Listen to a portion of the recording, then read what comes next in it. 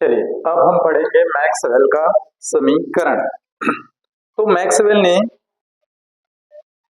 कौन सा समीकरण दिया था, इस पर हम चर्चा करेंगे।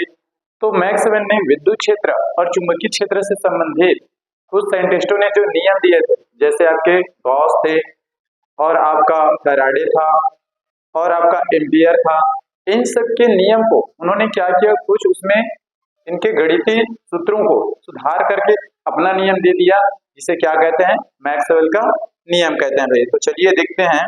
तो सबसे पहले क्या किया मैक्सवेल ने कि विद्युत क्षेत्र और चुंबकीय क्षेत्र से संबंधित विभिन्न तथ्यों का विस्तार पूर्वक अध्ययन कर गॉस, फैराडे, एम्पियर आदि वैज्ञानिकों ने विभिन्न नियमों व प्रतिपादन किया एवं उन्हें गणितीय रूप में व्यक्त किया। तो क्या किया मैक्सवेल ने, इन नियमों के गणितीय रूप में आंशिक सुधार कर उन्हें 4 समीकरण के समुच्चय के रूप में प्रस्तुत किया, जिन्हें मैक्सवेल के समीकरण कहते हैं।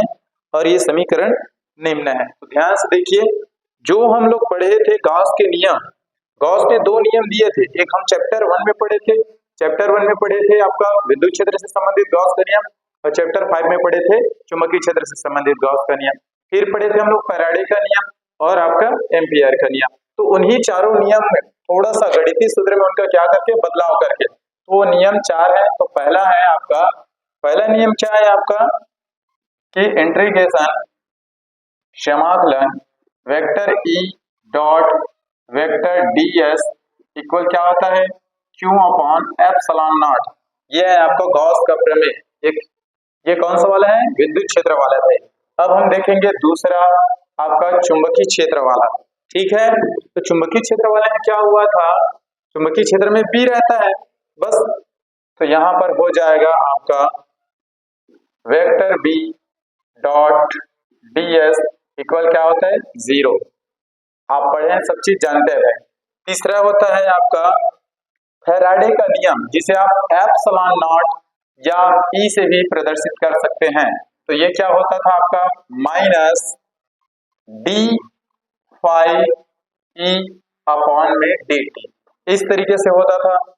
ठीक है, या तो आप चाहो तो इसी को ऐसे भी लिख सकते हो, या कैसे लिख सकते हैं आप, समाकलन बंद समाकलन vector d dot dl equal minus d phi E upon में dt, इस तरीके से भी आप इसे लिख सकते हैं। और चौथा समीकरण जो दिया था एम्पियर का परिपथीय नियम, तो वो क्या था आपका, आपको मालूम होगा vector B dot dl equal mu naught I होता था। तो यहाँ पर क्या लिखेंगे, म्यू नॉट, लेकिन I की जगह हम यहाँ लिखेंगे IC प्लस ID। और आप लोग जानते हो ID क्या है आपका, विस्थापन धारा। तो इसके जगह आप कुछ लिख सकते हैं, तो इसको कैसे लिख सकते हैं, आपका vector B dot dl equal mu naught और ये आपका IC। अब इसके जगह आप लिखेंगे जो हम विस्थापन धारा का सूत्र पढ़े थे, ठीक है ना भाई, क्या पढ़े थे, epsilon not d phi E upon में क्या हो जाएगा, dt। इस तरीके से ये 4 समीकरण इन्होंने दिए मैक्सवेल ने, किनके आधार पर, गॉस के आधार पर, फैराडे के आधार पर, एम्पियर के आधार पर, उनके नियम में गणितीय सुधार करके उन्होंने कुछ अपना नियम दिया, जिन्हें मैक्सवेल के 4 समीकरण का नियम कहते हैं। तो ये मैक्सवेल के 4 समीकरण का नियम है भाई, इन्हें आप लोग याद रखेंगे। अब हम स्पेक्ट्रम से संबंधित, विद्युत स्पेक्ट्रम, चुंबकीय स्पेक्ट्रम, इससे संबंधित अब कुछ इनके बारे में, तथ्यों के बारे में जानेंगे। तो चलिए देखते हैं वो क्या चीज होता है।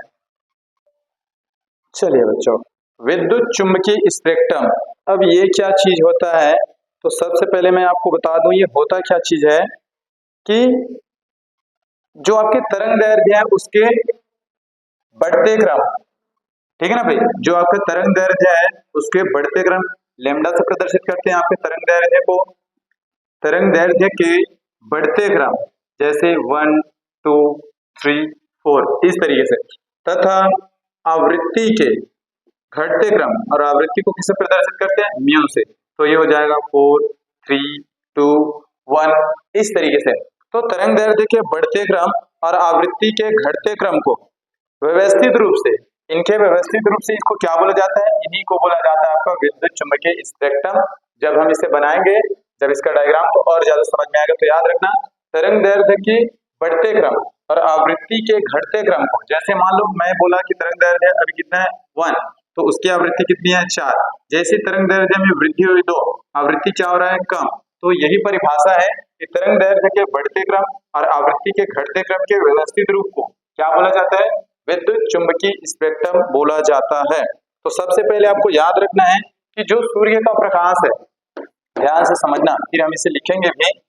जो सूर्य की प्रकाश है उसमें कितने रंग होते हैं, सूर्य की प्रकाश के स्पेक्ट्रम में कितने रंग दिखाई पड़ते हैं आपको जी, तो 7 रंग दिखाई पड़ते हैं आपको। कौन सा, बै, जा, नी, ह, पी, ना, ला। ये बैगनी, जामुनी, नीला, हरा, पीला, नारंगी, लाल, ये आपको क्या करते हैं, ये आपको दिखाई देते हैं। तो आपका जो लाल से लेकर के ये बैगनी तक का, यहां तक लाल से लेकर बैगनी तक का हिस्सा क्या कहलाता है, इसको बोलते हैं दृश्य स्पेक्ट्रम।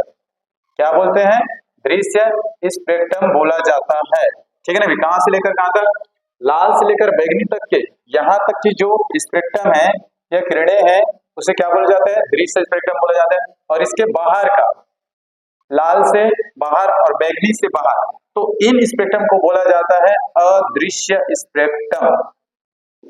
क्या बोला जाता है, अदृश्य स्पेक्ट्रम बोला जाता है। ये किसमें पाया जाता है, जो सूर्य की प्रकाश होती है उनमें ये सब स्पेक्ट्रम होते हैं, बैगनी, जामुनी, नीला, हरा, पीला, नारंगी, लाल। तो जो लाल से लेकर बैगनी तक के होते हैं उसे क्या बोला जाता है, दृश्य स्पेक्ट्रम बोला जाता है। और इसके बाहर की जो स्पेक्ट्रम होते हैं उन्हें अदृश्य स्पेक्ट्रम बोला जाता है। ठीक है, तो जो लाल रंग है वो सबसे ऊपर, यानी कि उसकी तरंग दैर्ध्य को सबसे बड़ा, ठीक है, और जो नीचे होती है वो सबसे बैगनी, ठीक है ना भाई, वो सबसे इसकी छोटी, इसकी तरंग दैर्ध्य क्या होती है, सबसे छोटी होती है। लाल रंग की तरंग दैर्ध्य क्या होती है, सबसे बड़ी होती है।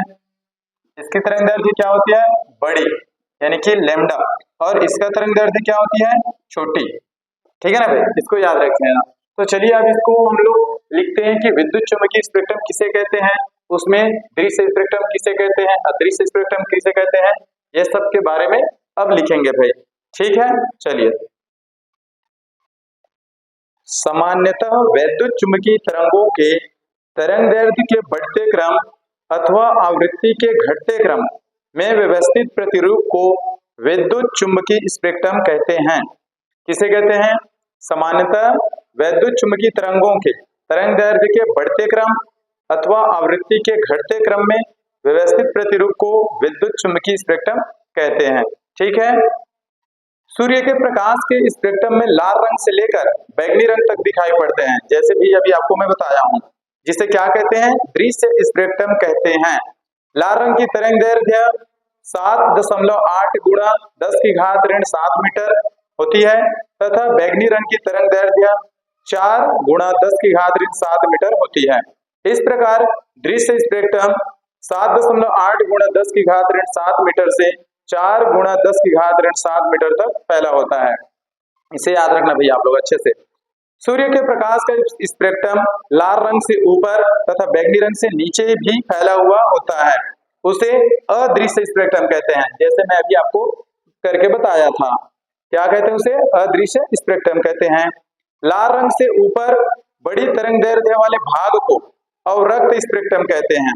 लाल रंग से ऊपर बड़ी तरंग दैर्ध्य वाले भाग को क्या कहते हैं, अवरक्त स्पेक्ट्रम, तथा बैगनी रंग से नीचे छोटी तरंग दैर्ध्य वाले भाग को पराबैंगनी स्पेक्ट्रम कहते हैं। और इन्हीं सब स्पेक्ट्रम के बारे में हम लोग क्या करेंगे, विस्तार से पढ़ेंगे भाई। तो सबसे पहले हम आप इसे डायग्राम के माध्यम से बताते हैं। तो चलिए डायग्राम बनाते हैं। चलिए डायग्राम बनाते हैं, फिर यहाँ से और आपको ज्यादा समझ में आएगा, फिर इन्हीं के बारे में चर्चा करेंगे। तो सबसे पहले इस तरीके से आपको क्या करना है, एक लाइन ड्रा करना है, इसमें हम स्पेक्ट्रम को प्रदर्शित करेंगे, मतलब कहां से कहां तक होता है। तो सबसे पहले ये होता है आपका -14, -13, 12, 11, 10, 9, ऐसे करते करते माइनस लेकर कहाँ तक जाएगा, +4 तक। तो ये हो जाएगा, ऐसे लिखते हैं इसको, 1 मिनट, 1 मिनट, हाँ इसको पावर में है, ऐसे लिखेंगे 10⁻14, 10⁻13, 10⁻12, 10⁻11, 10⁻10, 10⁻9, 10⁻8, 10⁻7, 10⁻6, 10⁻5, 10⁻4, 10⁻3, 10⁻2, 10⁻1 और 10⁻0। उसके बाद क्या आएगा इधर, 10⁻1, 10⁻2, 10⁻3 और 10⁻4। ये समझो तो नंबर लाइन में प्रदर्शित हुआ है, आपको इसको क्या करना है, याद रखना है। दिखाई दे रहा है ना पूरा, 1 मिनट, हाँ चलिए अब दिखाई दे रहा है, ठीक है। तो ध्यान से समझना, इसमें क्या है, 10⁻14 से लेकर कहां तक हुआ है, 10⁻4 तक। अच्छा ये है क्या चीज, ये है आपका, देखो घट रहा है, बढ़ते क्रम में है ना भाई। तो बढ़ते क्रम में किसको लिखे थे, अभी आपको याद होगा। तो चलिए इसमें हम क्या करेंगे, प्रदर्शित करेंगे। चलिए अब ये जो है विद्युत चुंबकीय स्पेक्ट्रम की क्या है, विद्युत चुंबकीय तरंगदैर्घ्य, आवृत्ति भी होगा लेकिन तरंगदैर्घ्य को ध्यान से देख लीजिए। तरंगदैर्घ्य ये किसका है, ये जो आपको डायग्राम यहाँ पर दिख रहा है वो क्या है, तरंगदैर्घ्य का स्पेक्ट्रम है। चलिए अब यहाँ पर ध्यान से देखना कि किसका किसका तरंगदैर्घ्य कितना कितना होता है भाई, ठीक है। तो -10⁻14 से लेकर 10⁻−10 तक ये किसका तरंगदैर्घ्य होता है, ये होता है आपका गामा किरण का। किसका, गामा किरण का होता है भाई, याद रखना ये तरंगदैर्घ्य का है, उसका कौन सा क्रम है, ये आपका बढ़ते क्रम है भाई, ठीक है ना। तरंगदैर्घ्य को बढ़ते क्रम और आवृत्ति के घटते क्रम में प्रदर्शित किया जाता है, उसे क्या कहा जाता है, विद्युत चुम्बकीय स्पेक्ट्रम कहा जाता है। तो ये तरंगदैर्घ्य का बढ़ते क्रम में है, तो सबसे पहले किसका होगा, गामा किरण, कहां से कहां तक बढ़ते क्रम में है, मतलब ये समझो कि यही सबसे छोटा है, इस बात को याद रखना। 10⁻14 कब की कंडीशन में, तरंगदैर्घ्य की कंडीशन में इसका गामा किरण का तरंगदैर्घ्य छोटा होगा, लेकिन यही आवृत्ति में क्या होगा, जस्ट उल्टा बड़ा होगा भाई, ठीक। तो ये क्या है आपका गामा किरण, कहां से लेकर कहां तक, 10⁻14 से 10⁻10 लेकर -10 तक। फिर आएगा आपका एक्स किरण, तो एक्स किरण आएगा आपका 10⁻11 से 10⁻7 तक। कहां से लेकर, ये आपका 11 से लेकर, इसको इससे ड्रॉ करता हूं, ध्यान से देखना भाई, 10⁻11 से लेकर 10⁻7 तक, ये क्या कहलाएगा आपका, ये कहलाएगा आपका एक्स किरण। कौन सी किरण कहलाएगा, एक्स किरण। तो फिर से सुन लीजिए, 10⁻14 से 10⁻10 तक गामा किरण, 10⁻11 से 10⁻7 तक कौन सी किरण, एक्स किरण। अब जो 10⁻7 है और 10⁻6 है, तो इससे पहले भी है, तो 8 से 6 के बीच, ध्यान से समझना, ये वाला आपका 10⁻8 से ये 6 के बीच, ये पूरा, तो इसको थोड़ा सा थोड़ा कर देता हूं इस तरीके से, ठीक है ना भाई। तो 10⁻8 से 10⁻6 तक ये कौन सा किरण है, ये आपका है पराबैंगनी किरण है, इसका तरंगदैर्घ्य पराबैंगनी किरणें, इसका तरंगदैर्घ्य कहां से कहां तक होती है, 10⁻8 से 10⁻6 तक। और जो आपका होता है दृश्य प्रकाश किरण, ठीक है ना भाई, या दृश्य विकिरण बोल सकते हो, वो कहां से कहां तक होती है, 10⁻7 से इसको ऐसे प्रदर्शित कर रहा हूँ, ये दोनों यहाँ से लेकर यहाँ तक। ये किसका है? 10 की घात ऋण 7 से 10 की घात ऋण 6 तक किसका होता है? दृश्य विकिरण या दृश्य प्रकाश विकिरण भी बोल सकते हैं। ये इसका होता है, दृश्य प्रकाश विकिरण का होता है 10 की घात ऋण 7 से 10 की घात ऋण 6 तक। उसके बाद आएगा आपका अवरक्त किरणें या अवरक्त तरंग भी बोल सकते हैं, जिसका तरंग दैर्ध्य, ठीक है ना भाई, कितना होता है? 10 की घात ऋण 6 से 10 की घात ऋण 3 तक। कहां से लेकर? ये 10 की घात ऋण 6 से 10 की घात ऋण 3 तक, ये क्या कहलाता है? चलो ऐसे कर लेते हैं, ये कहलाता है आपका 10 की घात ऋण 6 से 10 की घात ऋण 3 तक क्या कहलाता है? अवरक्त तरंगे या अवरक्त किरण, ये कहलाता है। इसके तरंग दैर्घ्य को याद रखना है। देखो आप इसको ऐसे भी बोल सकते हो 10 की घात ऋण 14 से 10 की घात ऋण 11, ठीक है। कभी कभी आपको यही से मिल जाएगा कि 10 की घात ऋण 11 से, सॉरी 10 तक था, 10 की घात ऋण 11 से 10 की घात 7 तक, और ये 7 से स्टार्ट हुआ फिर से, कौन सा? पराबैंगनी किरण। तो पराबैंगनी किरण यहाँ से था 10 की घात ऋण 8 से 10 की घात ऋण 6, 10 की घात ऋण 7 से 10 की घात ऋण 6 तक है आपका दृश्य विकिरण। अवरक्त किरण कहाँ से कहाँ तक है? अवरक्त किरण है 10 की घात ऋण 6 से 10 की घात ऋण 3 तक। तो कितने हो गए? 1 2 3 4 5, दो और बचे हैं आपका। तो एक है आपका सूक्ष्म तरंग, तो ये होता है आपका 3 से 1 तक, 10 की घात ऋण 3 से यहां तक, ये कहलाता है आपका सूक्ष्म तरंगे या सूक्ष्म किरण। सूक्ष्म तरंगे या सूक्ष्म किरण कहलाता है, ठीक है भाई। आप जैसे चाहे वैसे लिख सकते हैं। अब बचा सिर्फ एक चीज आपका, वो है आपका रेडियो तरंग। तो कहां से कहां तक होता है? तो ध्यान से देखना इसको, कहां से कहां तक होता है भाई। तो ये होता है आपका रेडियो तरंग 1 से लेकर 4 तक, 10 की घात ऋण 1 से यहां से लेकर 10 की घात ऋण, सॉरी 10 की घात 4 तक, यानी कि पॉजिटिव वाला। तो ये कौन सा है? रेडियो तरंग है, रेडियो तरंग। तो याद रखना सबसे ज्यादा तरंग दैर्घ्य किसका होता है? रेडियो तरंग का। ध्यान से सुनना, क्योंकि ये कौन से क्रम में है? ये आपका घटते क्रम में, सॉरी बढ़ते क्रम में जमा है, बढ़ते क्रम में जमा है, तो गामा किरण का सबसे कम होगा।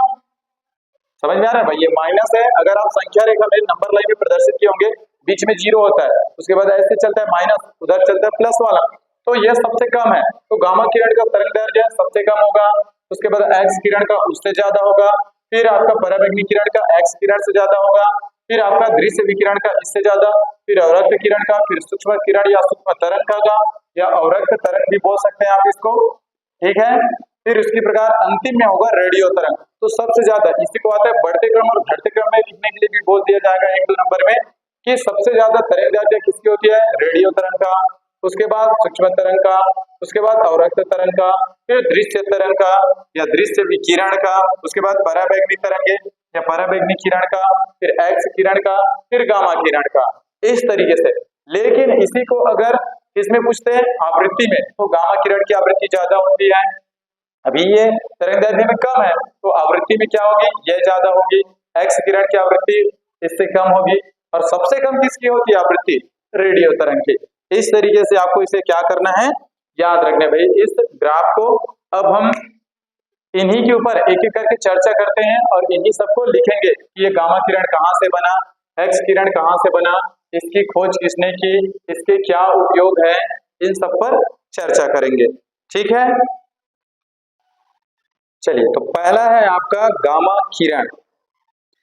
तो गामा किरण की तरंग दैर्घ्य ये कितनी होती है? 1 गुणा 10⁻⁻14 से 1 गुणा 10⁻⁻10 मीटर तक, जो अभी आप लोग हम लोग किए थे, ठीक है ना भाई। अब 1 गुणा लिखो या 10 की घात ऋण 14 बस लिखो, एक ही मतलब है। तो इसका तरंग दैर्घ्य कहाँ तक होता है? 10 की घात ऋण 14 से 10 की घात ऋण 10 मीटर तक। अब हम इसकी आवृत्ति देखेंगे, तो आवृत्ति होती है 3 गुणा 10 की घात 22 से 3 गुणा 10 की घात 18 हर्ट्ज तक होती है, इसे याद रखना। तरंग दैर्घ्य मीटर में होता है, और जो आपकी आवृत्ति होती है, आवृत्ति किसमें होती है? आवृत्ति होती है आपका हर्ट्ज में भाई। तो ये आपका याद रखना इसे। तो अब हम देखेंगे इसकी उत्पत्ति या इसका उत्पादन कहाँ से हुआ है। तो इसका उत्पादन, गामा किरण की उत्पादन परमाणुओं के नाभिक का विघटन होने पर उत्सर्जित होती है, यानी कि ये बनता है भाई, इसका परमाणुओं के नाभिकों का विघटन होने से। अब इनके गुण देखेंगे कि ये क्या करता है कि फोटोग्राफिक प्लेट पर रासायनिक क्रिया, प्रतिदीप्ति, स्फुरदीप्ति, आयनीकरण, विवर्तन, उच्च वेधन क्षमता तथा आवेश रहित मनुष्य के लिए हानिकारक है। तो ये इनके कुछ गुण हैं, कहाँ कहाँ इसका गुण होता है, क्वालिटीज हैं। अब हम इनका उपयोग देखेंगे। तो परमाणु के नाभिक की संरचना के संबंध में सूचना देती है। यह चिकित्सा में कैंसर कोशिकाओं को नष्ट करने के लिए भी उपयोगी होती है। गामा किरण का उपयोग कहाँ कहाँ किया जाता है कि परमाणु के नाभिक की संरचना के संबंध में सूचना देती है और चिकित्सा के क्षेत्र में कैंसर कोशिकाओं को नष्ट करने के लिए भी उपयोगी होता है, या तो बोल सकते हो कैंसर के इलाज में भी उपयोगी होता है। तो ये हो गया आपका गामा किरण। जो हम लोग यहाँ पर किए हैं उसी को बस वहाँ उपयोग को और आपका ये सब उत्पादन कहाँ से हुआ इनको चर्चा करेंगे। तो यही है भाई आपका गामा किरण के बारे में पूरा कंप्लीट। अब दूसरे किरण के बारे में या दूसरे तरंग के बारे में चर्चा करेंगे। तो दूसरा है आपका एक्स किरण।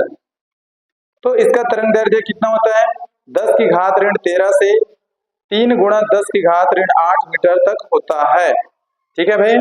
इसकी आवृत्ति होती है 3×10⁻21 से 10⁻16 हर्ट्ज तक होती है। और इनकी उत्पत्ति कहाँ से होती है, तीव्रगामी इलेक्ट्रॉनों के उच्च परमाणु क्रमांक के लक्ष्य पर टकराने से उत्पन्न होती है। तीव्रगामी इलेक्ट्रॉनों के उच्च परमाणु क्रमांक से टकराने के कारण क्या होता है, इनका उत्पादन होता है। ठीक है। अब इनके गुण, तो गामा किरणों वाली सभी गुण परंतु भेदन क्षमता कम होती है। गामा किरणों वाले जितने भी हैं उनके गुण क्या होते हैं, उनके भेदन क्षमता कम होती है। ठीक है भाई। उनका उपयोग देखेंगे आप। परमाणु के भीतरी इलेक्ट्रॉन कोष की संरचना के जानने में या उसकी जानकारी में तथा रोगों के निदान में सहायक होती है। इसे याद रखना, कहाँ कहाँ इसका उपयोग किया जाता है। परमाणु के भीतरी या भीतर इलेक्ट्रॉन कोष की संरचना को जानने में तथा रोगों के निदान में, यानी कि उसको ठीक करने में इसकी सहायता होती है या सहायक होती है। चलिए, ये तो हो गया आपका एक्स किरण। इतना आप लोग याद रखिए, फिर आप लोगों से सब बनता जाएगा भाई, छोटा छोटा लिखेंगे। फिर है आपका तीसरा पराबैंगनी किरण या पराबैंगनी विकिरण। इसका तरंग दैर्ध्य होता है 6×10⁻18 से 6×10⁻10 से 4×10⁻7 मीटर तक होता है। इसकी आवृत्ति होती है 5×10⁻17 से 7.5×10⁻14 हर्ट्ज तक होती है। तो इनको आप लोग याद रखिए, आवृत्ति कितना होता है और तरंग दैर्ध्य कितना होता है। इसका उत्पादन कैसे किया जाता है, इसकी उत्पत्ति कैसी होती है। सूर्य, आर्क, स्पार्क, गर्म निर्वात स्पार्क तथा आयनित गैसों द्वारा इनका उत्पादन किया जाता है या ये उत्पन्न होता है। ठीक है।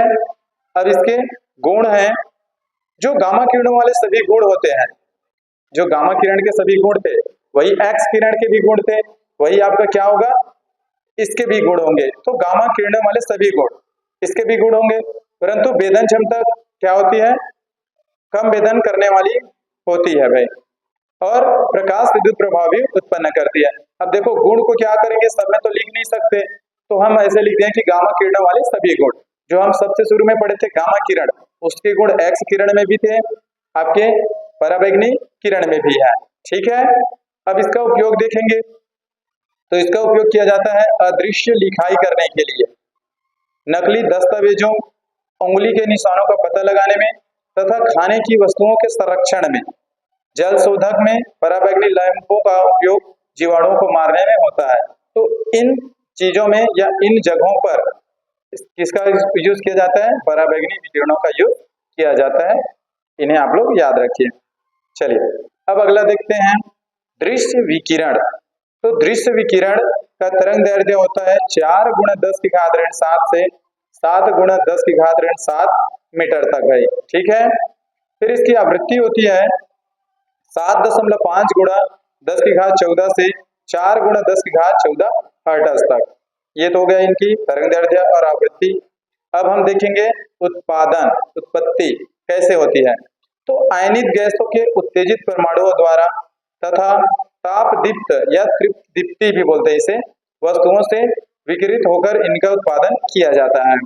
ठीक है भाई, अब इनके गुण देखेंगे। इनके गुण क्या है? परावर्तन, अपवर्तन, व्यतिकरण, विवर्तन, ध्रुवण, प्रकाश विद्युत प्रभाव, फोटोग्राफिक क्रिया तथा दृष्टि संवेदन, इन सब में इनका गुण पाया जाता है या इनका उपयोग किया जाता है, ऐसे समझो। अब इनका उपयोग देखेंगे। ठीक है, जो आपकी दृश्य विकिरण है उनका यूज कहाँ किया जाता है?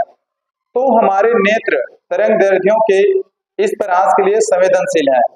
विभिन्न जंतु तरंग दैर्ध्यों के विभिन्न परासों के लिए संवेदनशील हैं। उदाहरण के लिए सर्प अवरक्त तरंगों को संसूचित कर सकते हैं। अणुओं की संरचना तथा परमाणु के बाह्य कोषों में इलेक्ट्रॉनों के प्रबंधन का पता लगाने में भी इसका यूज किया जाता है। तो ये हो गया आपका दृश्य विकिरण का उपयोग। अब हम देखेंगे अगला अवरक्त विकिरण। अवरक्त विकिरण क्या है? इसका तरंग दैर्ध्य होता है 7 गुणा 10 की घात ऋण 7 से 5 गुणा 10 की घात ऋण 3 मीटर तक। इसकी आवृत्ति होती है 4 गुणा 10 की घात 14 से 6 गुणा 10 की घात 10 हर्ट्ज तक। चलिए अब इसकी उत्पत्ति देखते हैं कैसे होता है अवरक्त विकिरण की उत्पत्ति। गर्म वस्तुओं से तथा अणुओं में घूर्णन तथा कंपनिक संक्रमणों द्वारा इसका उत्पादन किया जाता है। इसके गुण हैं ताप पुंजों तथा बोलोमीटर इत्यादि पर ऊष्मीय प्रभाव, परावर्तन, अपवर्तन, विवर्तन, फोटोग्राफिक क्रिया, ये सब इनके क्या है? गुण हैं। इसका उपयोग देखते हैं अवरक्त विकिरण का पौधे घर में पौधों को गर्म रखने में। अब ये पौधों घर क्या है? जो आप लोग ग्रीन हाउस प्रभाव जानते हो ना, वही आपका क्या है? पौध घर प्रभाव भी बोला जाता है उसे, ग्रीन हाउस इफेक्ट यही है आपका भाई। तो पौधे घर में पौधों को गर्म रखने में, युद्ध के दिनों में कोहरे व धुंध को पार दिखने में इसका इस्तेमाल किया जाता है अवरक्त किरणों का। तो इस तरीके से आपका अवरक्त किरण भी कंप्लीट होता है। इसको आप लोगों को क्या करना है? याद करना है भाई। इसका कोई तरीका नहीं है, जब तक आप लोग याद नहीं करोगे ये याद नहीं रहेगा। ठीक है, अगला है आपका सूक्ष्म तरंगे या जिसको बोलते हैं माइक्रो तरंगे भी बोला जाता है। इसका तरंग दैर्ध्य होता है 10 की घात ऋण 3 से 3 गुणा 10 की घात ऋण 1 मीटर तक होता है। इसकी आवृत्ति होती है 3 गुणा 10 की घात 11 से 1 गुणा 10 की घात 9 हर्ट्ज तक होती है। अब ये देखेंगे कि इसकी उत्पत्ति कैसे होती है सूक्ष्म तरंगों की। विशेष निर्वातित नलिका में दोलित्र धारा से तथा विद्युत परिपथों में विद्युत चुम्बकीय दोलित्रों द्वारा इसका उत्पादन या इसकी उत्पत्ति किया जाता है। इसके गुण क्या होते हैं? परावर्तन व ध्रुवण। अगर आप पढ़े होंगे या तो फिर हम नौ चैप्टर में पढ़ने वाले हैं परावर्तन व ध्रुवण किसे कहते हैं। अब हम इनका उपयोग देख लेते हैं। तो ये इसका उपयोग क्या क्या होता है कि लघु तरंग दैर्ध्य के कारण विमान संचालन में रडार प्रणाली के लिए ये क्या है? उपयुक्त है। रडार में उपग्रहों तथा लंबी दूरी वाले बेतार संचार में माइक्रोवेव ओवन इन तरंगों का एक रोचक घरेलू अनुप्रयोग है। जो आप लोग माइक्रोवेव ओवन जानते हो, वहां पर सूक्ष्म तरंगों का यूज किया जाता है। ठीक है भाई, चलिए अब बच गया आप लोगों का लास्ट रेडियो तरंग। तो इसका तरंग दैर्ध्य होता है 7 गुणा 10 की घात ऋण 1 से 1 गुणा 10 की घात 4 मीटर तक। ठीक है, इनकी आवृत्ति होती है 3 गुणा 10 की घात 9 से 3 गुणा 10 की घात 4 हर्ट्ज तक। अब देखेंगे इनका उत्पादन कैसे किया जाता है। इनका उत्पादन दोलित्र विद्युत परिपथों से किया जाता है और इसके गुण क्या होते हैं? ये परिवर्तित होती है या तो फिर विवर्तित होती है। अब हम देखेंगे इनका उपयोग।